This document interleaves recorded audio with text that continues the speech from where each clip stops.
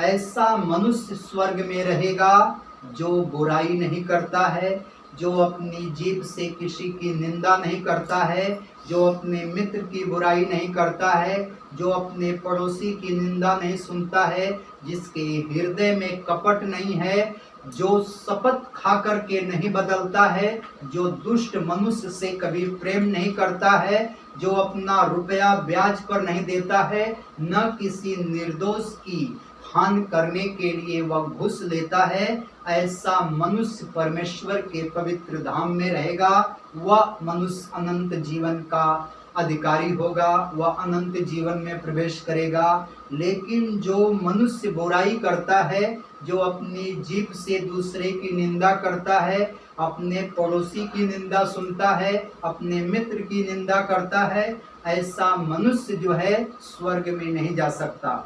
इसीलिए वचन में कहता है कि हे परमेश्वर, तेरे तंबू में कौन रहेगा, हे परमेश्वर, तेरे पवित्र पर्वत पर कौन बसने पाएगा। लिखा है कि वह जो खराई से चलता है और धर्म के काम करता है, और जिसके जो हृदय से सच बोलता है, जो अपनी जीभ से निंदा नहीं करता, न अपने मित्र की बुराई करता है, न अपने पड़ोसी की निंदा सुनता है, और जिसकी दृष्टि में निकम्मा मनुष्य तुच्छ है, और जो यहोवा के डरोयों का आदर करता है, और जो शपथ खा करके नहीं बदलता, चाहे हानि उठानी पड़े, जो अपना रुपया ब्याज पर नहीं देता है, जो निर्दोष की हानि करने के लिए घूस नहीं लेता है, ऐसा मनुष्य जो है परमेश्वर के मंदिर में रहेगा। ये वचन लिखा है भजन संहिता अध्याय 15 वचन 1 से लेकर के 5 तक। Hallelujah, hallelujah, hallelujah.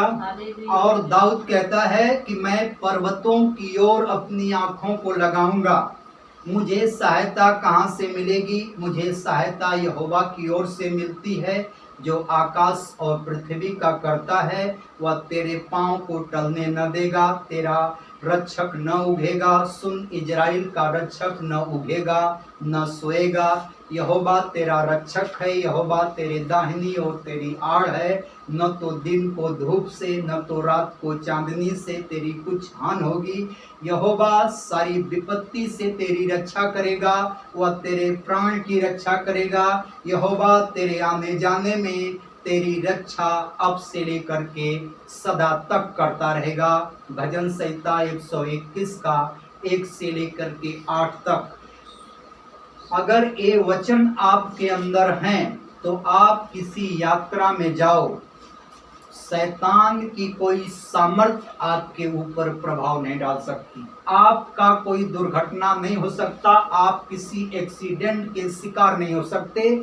चाहे शत्रु की सेना आपके ऊपर कितना भी प्रभाव डाले, कितना भी आपके ऊपर वह अपना जलता हुआ तीर डाले, लेकिन ये भजन अब जब आप अपने हृदय में लिए रहेंगे, अपने आत्मा में लिए रहेंगे, विपत्ति का मुंह आप नहीं देखेंगे, बीमारी को आप नहीं देखेंगे। ये बहुत ही सामर्थी और शक्तिशाली प्रार्थना है। आपके आत्मा में ये भजन होना चाहिए। दाऊद ने 66 युद्ध लड़ा, एक भी युद्ध में उसको खरोंच तक नहीं आया, हारने की बात तो दूर है। वो परमेश्वर हमारा है, वो पराक्रमी खुदा हमारा है, वो सेनाओं का परमेश्वर यहोवा हमारा प्रभु है।